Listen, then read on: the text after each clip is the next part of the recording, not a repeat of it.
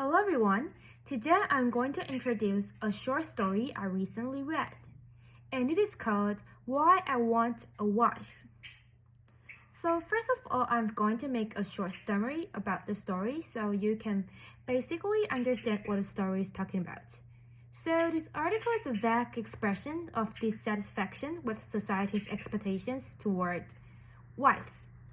The author lists a variety of conditions for an ideal wife. For example, a wife needs to be able to take good care of their child, but at the same time work and earn money. On the other hand, a wife needs to take good care of the house too. They need to be able to organize the house perfectly. For example, they need to do the laundry, they need to cook, they need to clean the house often so that the husband can have a good rest after work. Moreover, the wife also has to take care of her husband's social life to make him look good and decent. For example, the wife needs to serve the husband's boss or serve the husband's friends. And at the same time, the wife cannot have any complaints. In the end, a wife has to satisfy the husband's sex life and makes him feel at ease with completely loyalty. The above conditions are all social requirements for wives, which are taken for granted but actually difficult to be done. Most of the housewives don't have salary, but they actually do many things that husbands aren't willing to do. And also, they pay many times doing those things so that they can't pursue their own dreams. And the author is a mother, and she makes a gentle protest against this, which is thought-provoking. And now I want to read some parts of the story so that you can have more impression.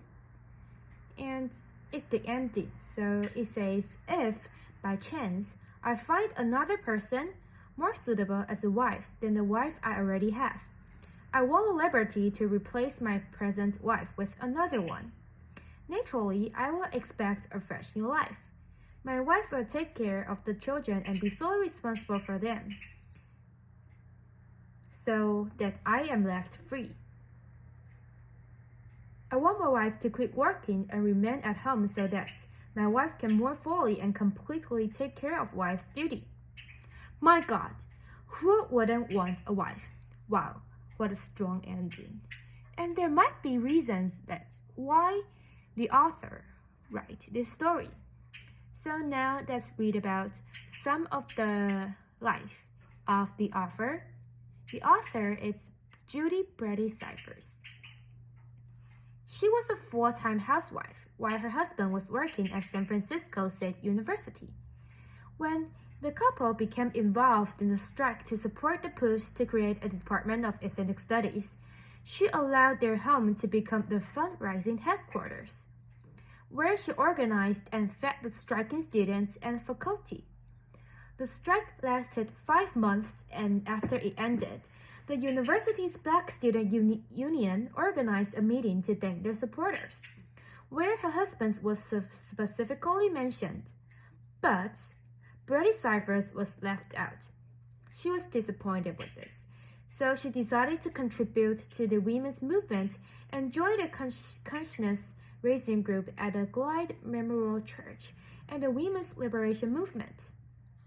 In 1970, she wrote Why I Want a Wife as a rally speech as part of the Women's Strike for Equality in August 26, 1970, in San Francisco to celebrate the 15th anniversary for women's suffrage.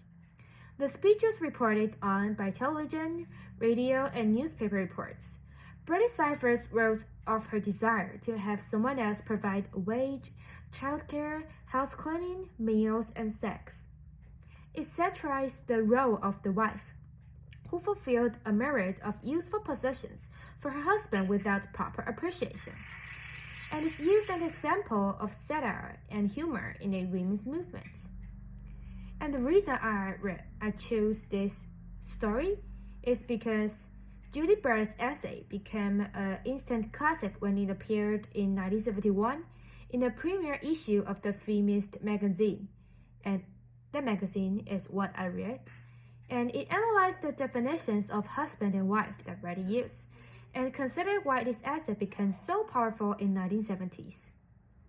And thus, I want to express my own feelings toward this article. Actually, as a girl, I have tons of perspective.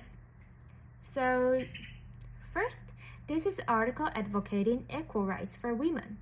In the 1970s, when feminism was not yet popular, this article undoubtedly had a social impact.